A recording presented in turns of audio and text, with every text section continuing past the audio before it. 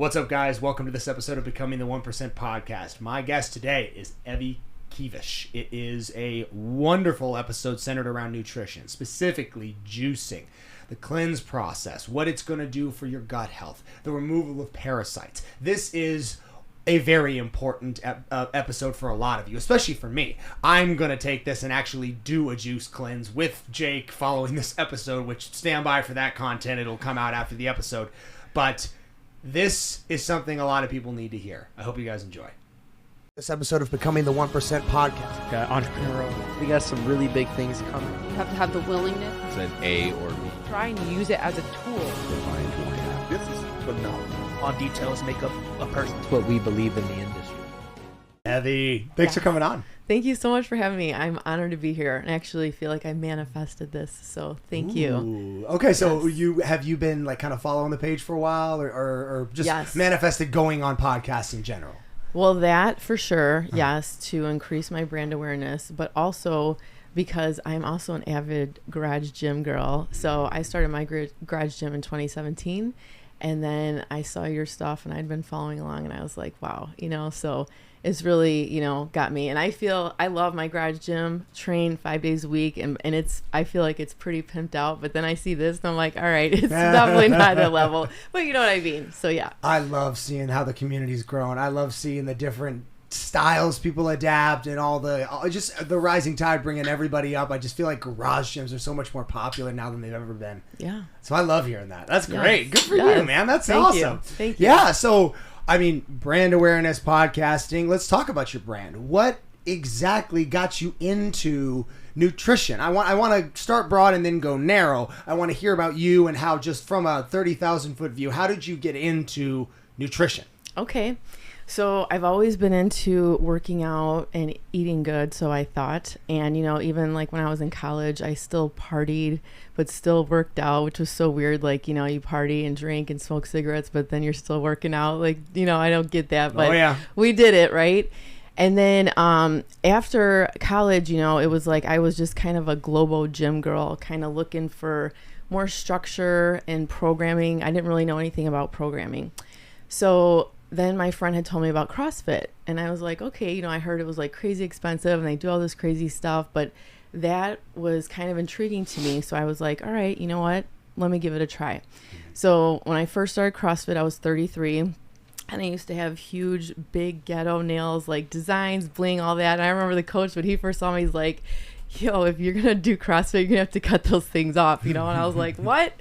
But so CrossFit is actually really what taught me a lot about nutrition, because I really didn't. Like, they really preached the paleo diet, and I had went to a couple nutrition classes, and then I started realizing, I was like, wow, like what I'm eating is really not good food.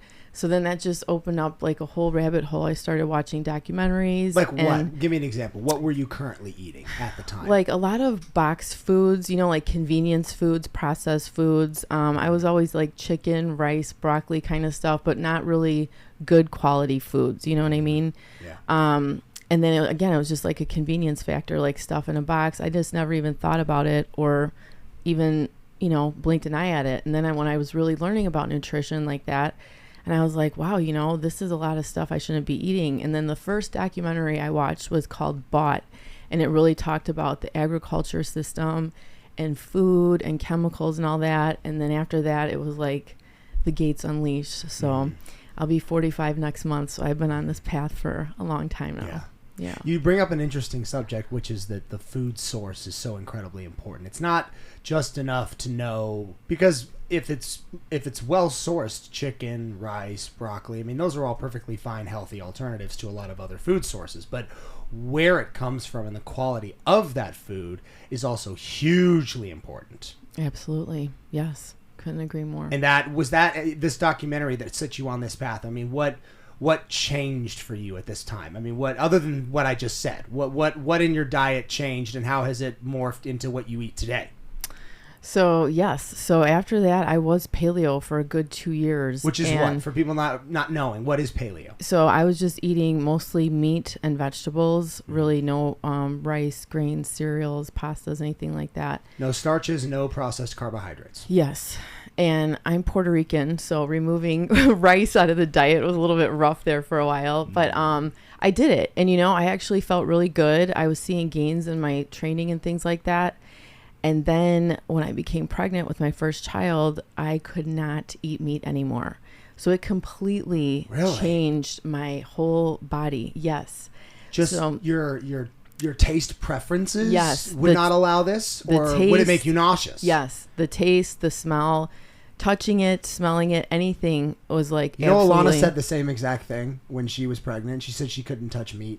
Like at all. She couldn't look at it. She couldn't think of it. She's like, thinking about it would make, and she was like you, like she was a fitness person. She said it was the weirdest out of control situation she'd ever been in with diet. Yeah, no, it was very, very difficult and strange. And I was like, what am I going to eat? Because I was just, again, like so repulsed by it. And then I thought, okay, well, after I have my baby, I'll go back, and I could not. So I was eating just mostly dairy and some limited, very minimal, like if I would fish? Yeah, a little bit here and there. And then still, I just could not. The smell of it, all of that. And I was still nursing. So then I had my second child. So I had 2 kids in 2 years. So and I did CrossFit both pregnancies, and being for a person that's always been into fitness and having a good physique and things like that, that was really hard on me and my body. Like I was over 200 pounds, and it was like, I was just felt like so, because having 2 kids back to back, I'm a natural and holistic mama. So I knew I was going to breastfeed. So I breastfed both of my girls.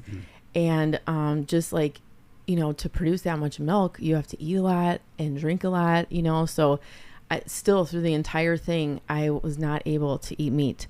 So that led me on to... Is meat a source of food that actually helps with natural breastfeeding? Is that something encouraged, or does it make one lick a difference one way or the other? No, for sure. It does. Absolutely. Okay. Yes. But I still was just like, I could not eat it.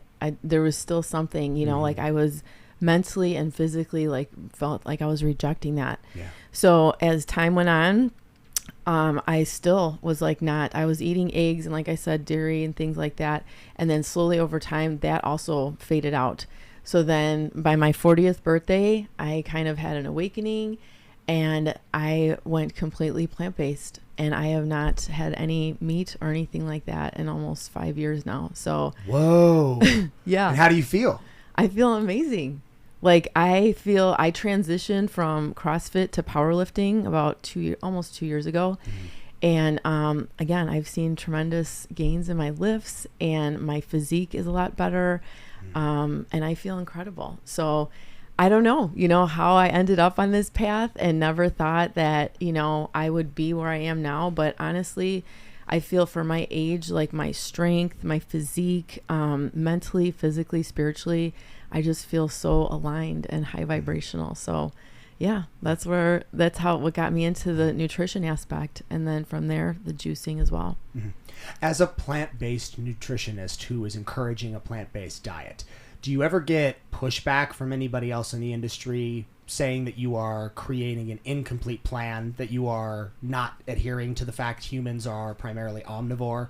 And in your experience, where can someone make up the loss of protein, something that somebody would traditionally get from a source like meat? Yes, great question. So yeah, I haven't gotten so much primarily pushback, because a lot of my clients, it's more holistic healing rather than nutrition, like for an exercise or diet plan. You know what I mean? So I teach people how to use juicing as a medicinal modality to help heal their body. So during that time, we are more focused on more juices and plant-based foods that are less acidic to the body, to help cleanse the body and repair the cells on a molecular level. So with that being said, to your point, yes, people have, questions or said things like that. And I always tell people, I'm like, listen, what works for me might not work for you, and vice versa. And everybody has different kind of profiles and needs for certain things. So for example, I have a younger male client right now. He's in his early 20s. And he was concerned about losing weight initially, and muscle mass. And I said, listen, while we're working on healing his gut, he has severe gut inflammation. And I was like, during that time, maybe a month or two, yes, you might lose some weight or whatever. However, if you feel good and you're okay eating these things that he was eating, I'm like, then continue to eat that. You know what I mean? I'm not discouraging you to say this is the right way or the only way. You know what I mean? I'm very open-minded to that. And I feel like everyone should really be their own doctor. Like, you know what works best for you and what feels best for your body. And same thing, like if you feel really bad on a lot of vegetables or grains, then you know that. So why would you have that in your diet? So maybe you need more, animal-based products, and then that's okay. You know what I mean? So I think that everyone really needs to focus and understand what their actual profile is for their body. You know what I mean? So, yeah. You mentioned just now using juices for not just cleansing but for healing purposes at a cellular level. Speak to that a little bit more. What exactly do you see as the primary ailments that can be aided or reversed through the use of juicing? Yes. So, it's honestly, Brandon, like when I've had so many people come to me and it's like they are just at the end of their rope, like doctor after doctor, pill after pill, years of no results with anything, and they're like, please, I need something, like help me, and I ask people like, has your doctor ever talked to you about nutrition? And most of them say no, and I understand that physicians don't really teach that, but still I'm like, do they tell you to add or remove certain foods? You know what I mean? Like, why would they not tell you that? So for example, when I have a lot of people, I would say like the top 3 things are bloating, inflammation, and skin issues. So many people have these issues, and I see a lot of acne. I see a lot of so much, like I said, inflammation. And it's like, well, let's look at the diet. What are the foods that you're including in your diet?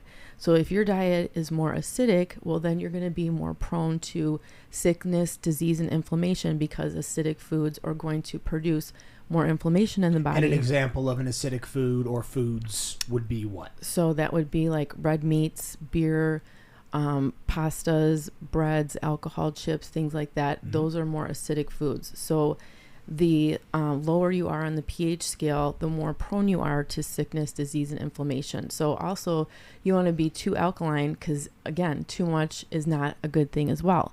So you want to find a good balance within the middle. So we look at how to use juices to help heal the body and cleanse the cells. So what I recommend is, if you're just getting started, you would do what I would call like my quarterly cleanse. So as the seasons change, I encourage people to do a cleanse, and it could be for 1 to 3 days for people just starting out, 3 to 5 for intermediate, and 5 to 7 for advanced. And during this time, this is what we call a solid food vacation. So you're not consuming any solid foods, you're just drinking juices. And this is also a great immunity booster as well. It's like a natural immunity booster, because again, you're giving your body a rest from digestion. And then while you're doing your juices, it's cleansing your cells and evacuating all of the waste out. That's why a lot of people during cleanses will be pooping a lot, having, acne, headaches, and all that. I'm like, I know it sucks, but the body's doing, detox. Yes, it's pulling all of that out. Yeah. So, yes. What's your opinion and your take on fasting? Fasting, I think, is wonderful. It's so powerful for the human body. And I feel like if more people knew and how to implement it in the right way, it could be so great. A couple years ago, I did do heavy intermittent fasting. Like I was doing 16/8 for like a year and a half. And I saw great results. It really helped my body. And I would not say, I don't think that you should do it extended. You know what I mean? I think you need to find a balance for sure. But I think for a duration or a healing period or for a weight loss period, I think it's definitely has its benefits. And then also daily as well. Like, again, just making sure you're mindful of your windows. Like maybe stop eating as the sun goes down, because we know the melatonin, your insulin levels, and same thing, when the sun comes up, maybe wait a little while before you consume your first meal. Because I feel like, especially in the West, we always are like, eat, as much as you can. And then it's like, that's why people feel tired and groggy, because it's like your body's using so much energy for digestion. And it's like, give it a little break before we just slam it with all the food, So your opinion on an intermittent fast would be stave off and stop eating somewhere around 7 or 8 p.m. and perhaps don't resume until 11 a.m. or noon the next day. Give yourself the evening, the full night, and the morning as an intermittent fast window. Yes, I think that would be good. And again, depending on your needs, like if you're a woman in menopause or hormonal, whatever, obviously you're going to want to eat something or have something early or whatever, depending on your needs. But if you're healthy, everything's good or whatever, I think that's totally fine. Yes. Gotcha. Yeah. Along the topic of sugar, it seems like there's a lot of mixed information going about. A lot of people say it's bad. A lot of people say inside of fruit it's good. A lot of people say juicing is terrible because you're combining dozens of portions of fruit into one juice and drinking it all at once, when in reality the amount of sugar you're getting from that juice is 50, 60, 70, sometimes 80 grams of sugar per glass of juice. What relationship have you seen to sugar? How do you preach this? How do you address this? Great question. And I get this so often. And yes, so I tell people, so look, yes, there is fruit and sugar. However, this is natural sugar. It's not processed or added sugars. So the other thing too that people say is, oh, when you're juicing, you're removing all the fiber. And I'm like, exactly. That is the entire point of juicing, is to remove the fiber. That way your body does not have to go through the digestion process, meaning that if you drink the juice on an empty stomach, it's going to be absorbed into the bloodstream within about 15 minutes of consumption. And that's why people say they get like a natural energy boost, because the juice gives them that burst of energy, because you're getting all those phytonutrients, antioxidants, phytochemicals that are going to help boost your blood and your energy as well. So with the sugar and the fruit, right? So we have the fructose and the glucose, right? But you have to remember, again, when you are using juicing as a healing modality, your body uses this and processes this in a way to help heal the body. So when you're using it in the correct way and drinking portions that are in the right way, it's not going to hurt by any means. Now, if you're just constantly drinking, super fruit juices in like massive quantities or whatever, I would absolutely not recommend anything like that. In addition to that, I always tell people, if you are going to have a fruit juice and you're concerned about that, then always feel free to pair it with like a protein and a fat, just to kind of like balance it out so you don't have a spike with the blood sugar. But again, just be mindful of the portions. And then also, it's a great way for some people to get in the fruits and vegetables, especially if you have someone that struggles with eating fruits or vegetables, or even like children as well. It's a great way for them to still get their nutrients in. And you can also, like, this is what I've been taught to, is remember that, I know what you're saying, like blending all of these different juices or fruits into one juice or whatever. But at the same time, it's like our bodies are meant to handle this stuff, so we can break it down. And you'll notice, again, like when you're juicing, if you feel that your gut is off from a certain juice, you're going to know. And I also recommend to combine like alternating fruit juice with green juices as well.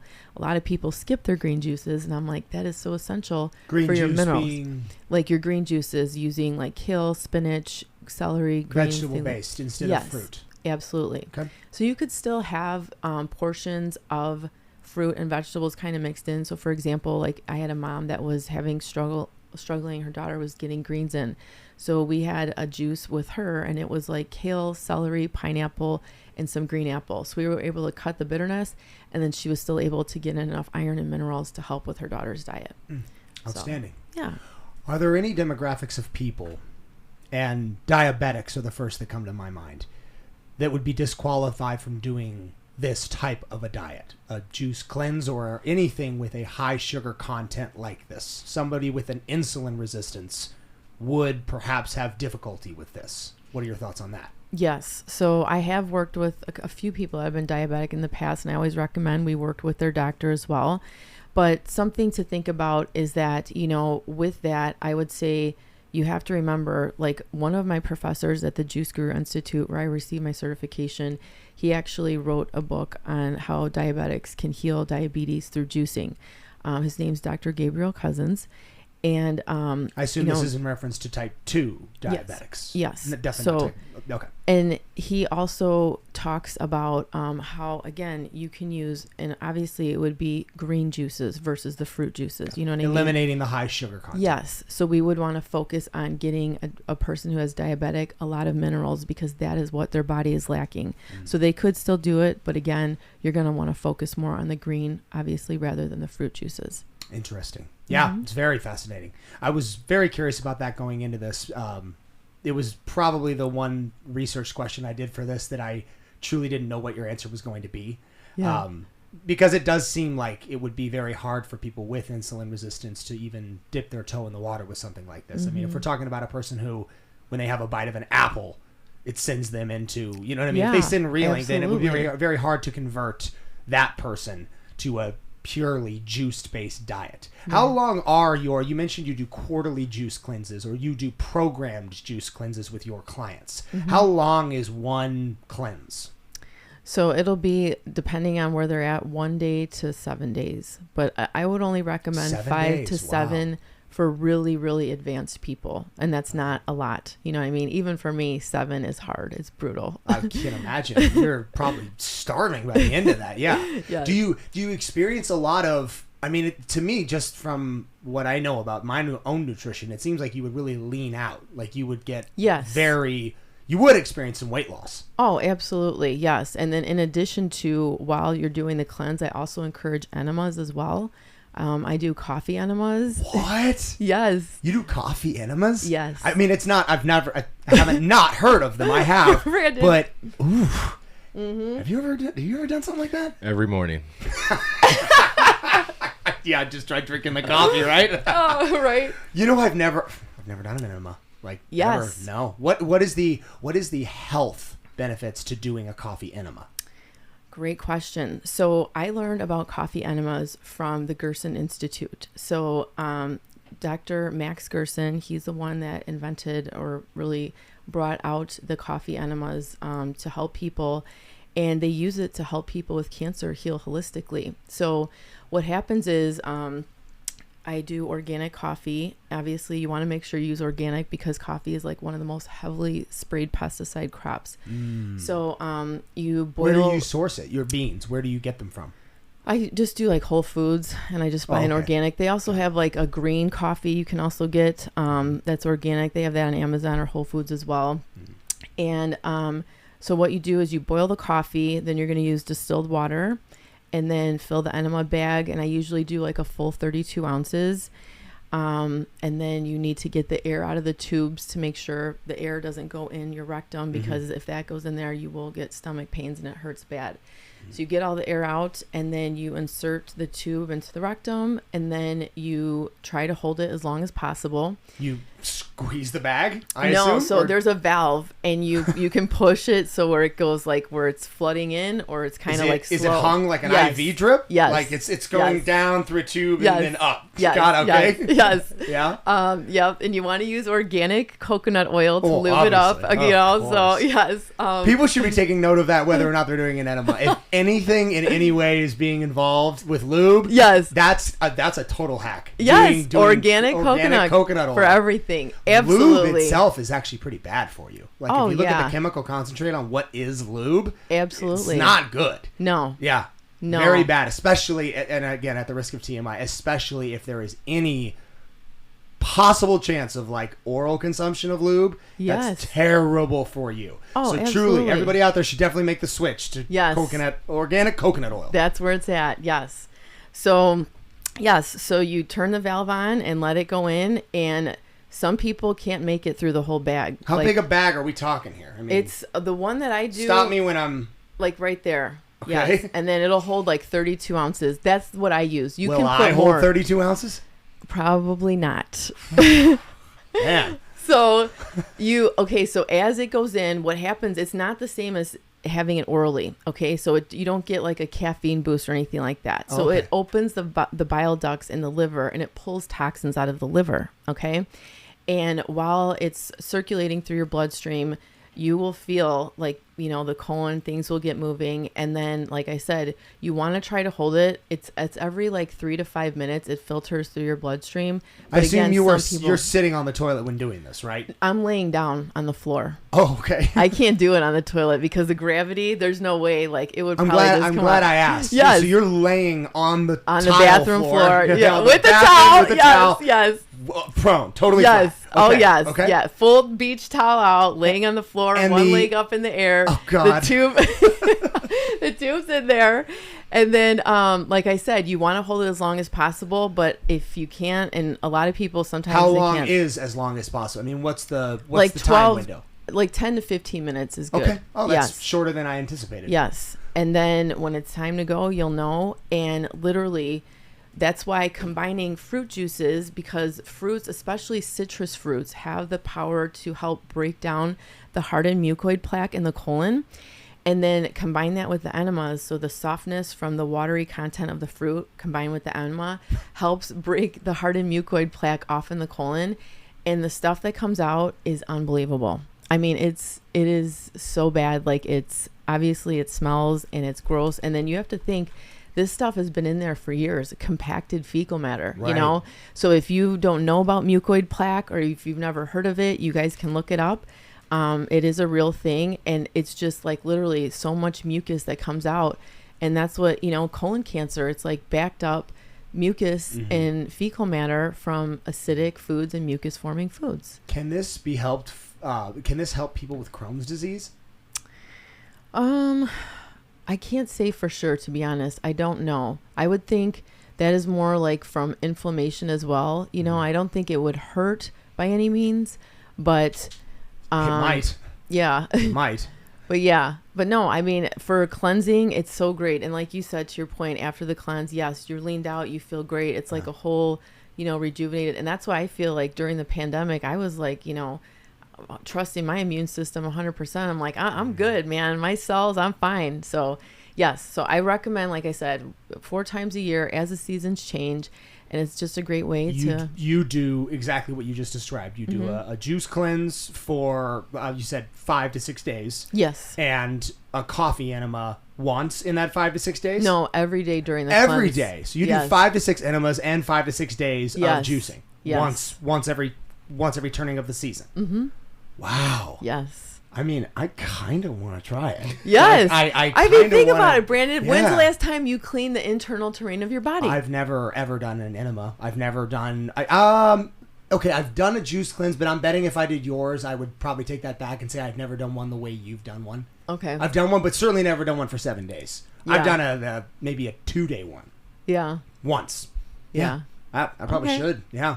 And this is the thing. I understand that even if you are somebody like me, I am meticulous with what I eat. I am very, very particular. I don't eat bad almost ever. I mean, if I eat bad 7 times in a year, that's me branching out. So I am very, very confident with my nutrition and how I feel, but I still would love to do this because I love biohacking, and anything anybody comes to me with and says, hey, this is going to provide this, and this, why not give it a try? Yeah. Yeah.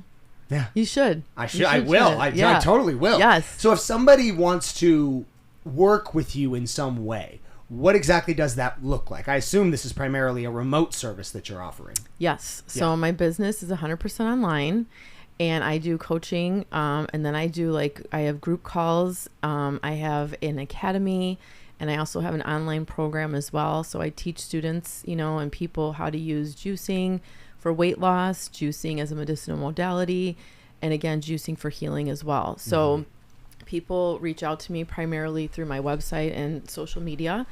And What's your website? I have your social media, but what is your website? Yes, my website is my name. It's eviekevish.com.